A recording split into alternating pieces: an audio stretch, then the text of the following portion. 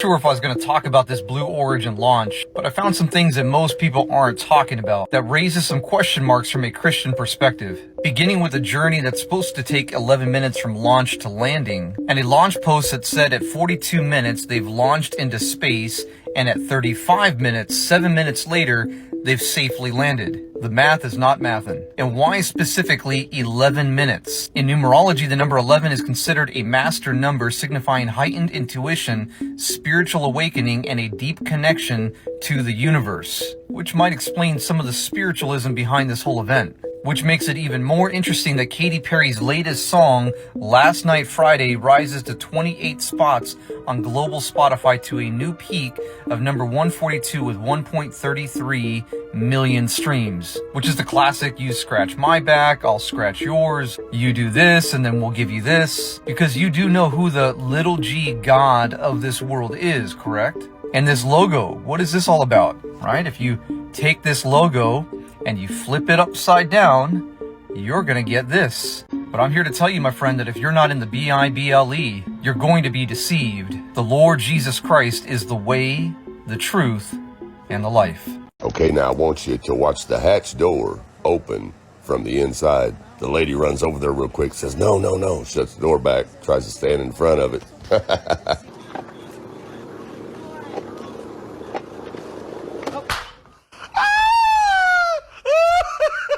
Does anybody else think there's something a little bit fishy about this trip that Katy Perry and all her mates made into space today? 3, 2, 1. Taking up space! First all-female trip to space in 6 decades, apparently. Look at them, with their perfect hair and their perfect makeup. That looks like a promotion picture for the new Avengers film, doesn't it? Not like a group of astronauts who are about to go into space. They've only been training for a couple of days in order to go into space. I mean, come on. Weren't born yesterday. And they came out when the capsule supposedly landed. All their hair and everything's completely perfect still. Like showing no signs of space travel or anything. But now I have my doubts whether this was just a publicity stunt and they never actually went to space at all. And then I saw the footage they put out of the rocket taking off. Now I know it's fake for sure. Get ready for the countdown. 5, 4, 3, 2, 1, blast off. There's no way that's real. Come on. To think we were born yesterday. This is laughable at this point, you guys. If you haven't seen this video yet, I'm about to play it. I'm just catching up because I had no signal where I was yesterday. So I'm watching this, and the video, they open the door, okay? They're not supposed to open the door. That's very clear that this was supposed to be a theatrical event. They open the door, the video starts glitching, they cut the feed, and then they come back and say, oh, we have the video, but keep in mind there's no audio from inside, all of a sudden. So they make them close the door, and then they put on this theatrical event of him with the metal rod opening the door. What's going to come out of her mouth? Starts glitching, okay? Because they open the door. They cut it. All right, so we do have another live stream, the very same event right here, and we did want to share this with you. There is no audio attached to this particular live stream, but we do see Jeff. They probably cut the audio because they were like, shut the damn door. Okay, let's play the next video. Of it, because so much of the capsule has windows, and it makes for just an incredible experience. Like, we all didn't just watch them open the door. Okay, okay, here we go. Yeah. Here goes Jeff Bezos to open the hatch.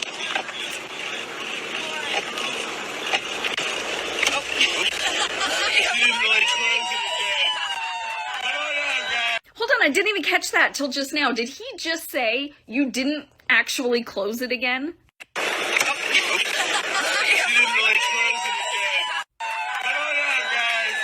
So I've basically stopped trying to talk to family and friends about a lot of things because they're just not there yet. They don't get it.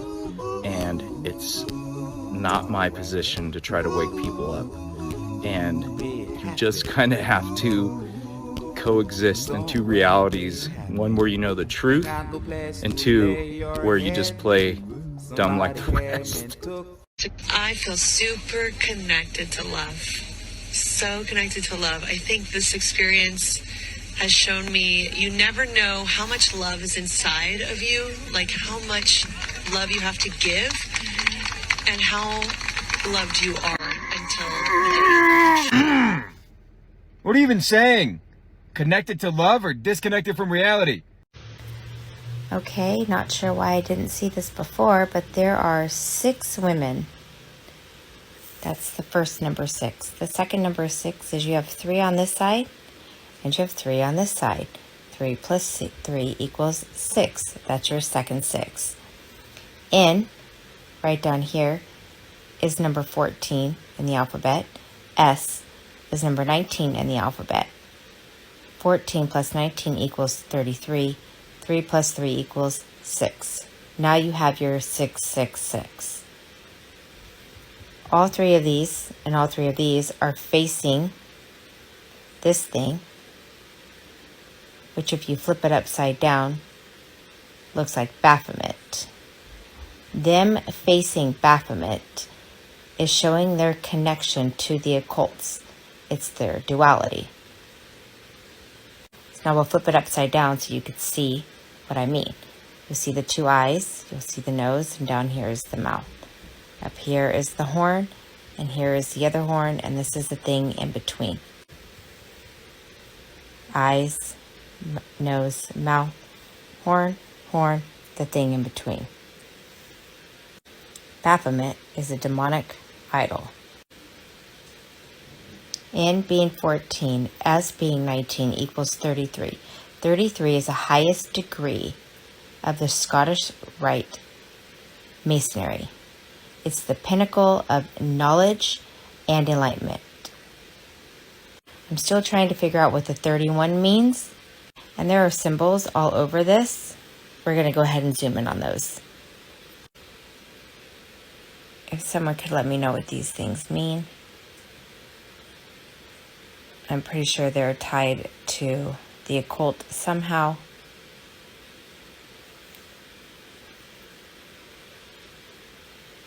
This looks like a dog. Maybe a side profile of a dog. Here's another symbol. 31 is reversed. It's 13. It's a number often used in Luciferian or occult rituals to symbolize rebellion or the inversion of God's order. If the Earth is really rotating, then why are airplanes flying? They could just go up in air and stay in the same location and wait for the Earth to rotate and then land. Why do they need to fly? Isn't that concerning? Did Katy Perry, Gayle King, and Lauren Sanchez really go into space? Or was it all just part of a carefully crafted show orchestrated by powers that you and I would never see? Now, you might have heard about these famous women hopping onto the Blue Origin flight. It's an all-historic, all-female crew blasting off into space. But what if I told you there's more to this than just what meets the eye?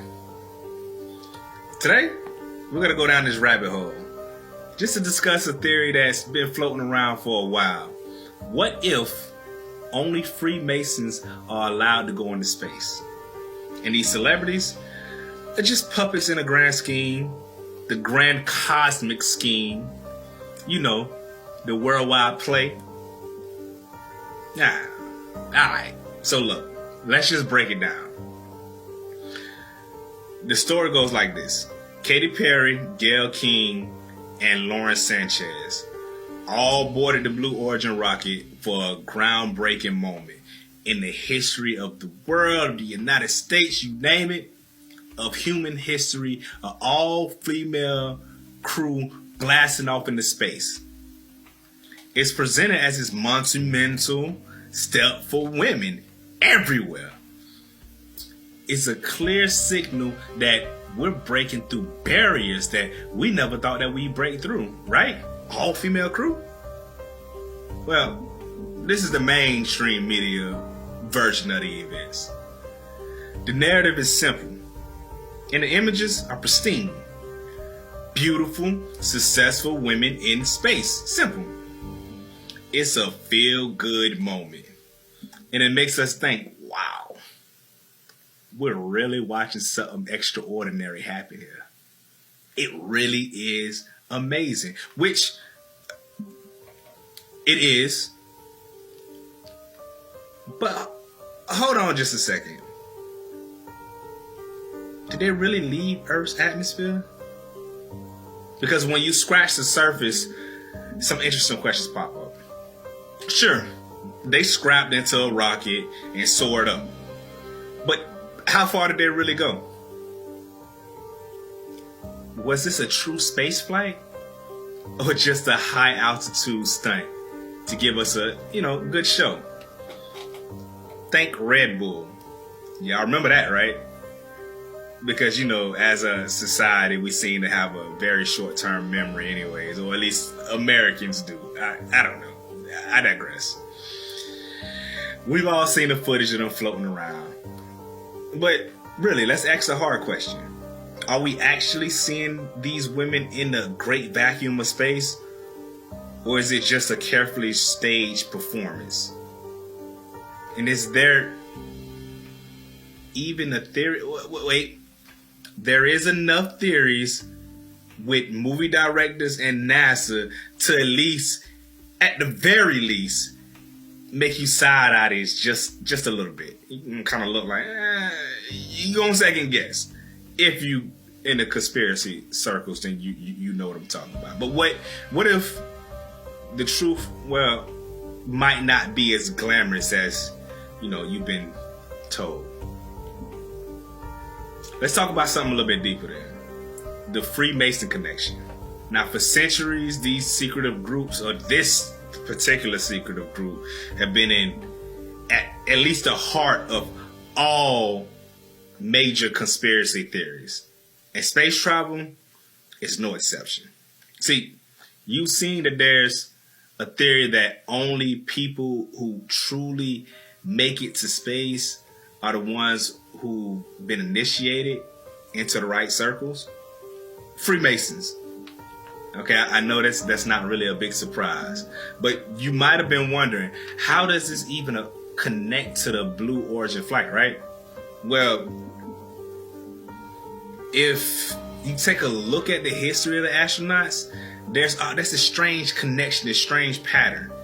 Many of the men who have made history as astronauts have either been members of the Freemasons organization or they've had ties to them. So it's no stretch at all to think that those who control space missions are also in on that, secret handshake, so to speak. But why space? Why only certain people? I know. Now, some of you might be thinking, what's so special about space? Why would the Freemasons care about space travel at all? Well, the idea is that space is the ultimate symbol of power. He who gets to travel beyond the Earth's boundaries gets to control the narrative. And he who controls the narrative controls reality itself. Space is about more than just exploration. It's about reinforcing a sense of superiority, of control, of exclusivity. And let's be real. If you're not in the inner circle, well, you're just not going.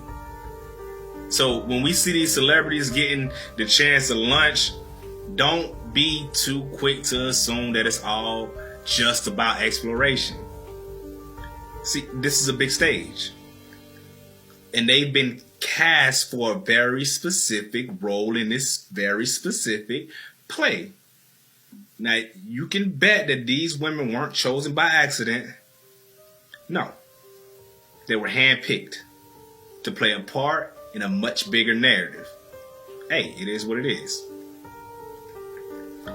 But let's be honest. Celebrities are the ultimate puppets in this big grand scheme. I almost had to catch myself.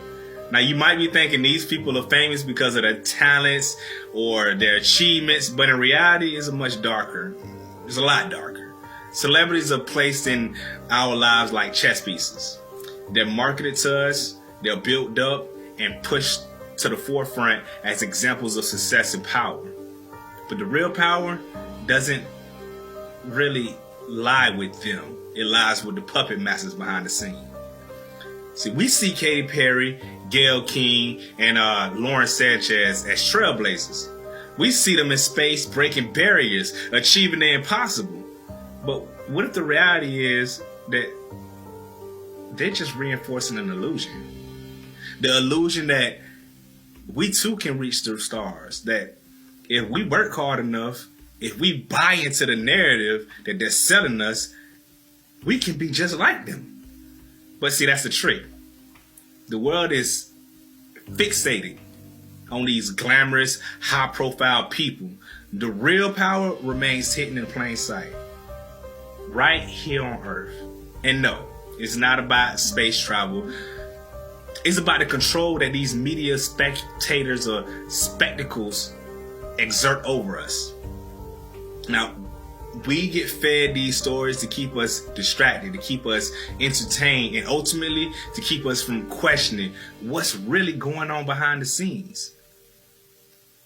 So now let's circle back to the most basic question. Did they really leave Earth's atmosphere?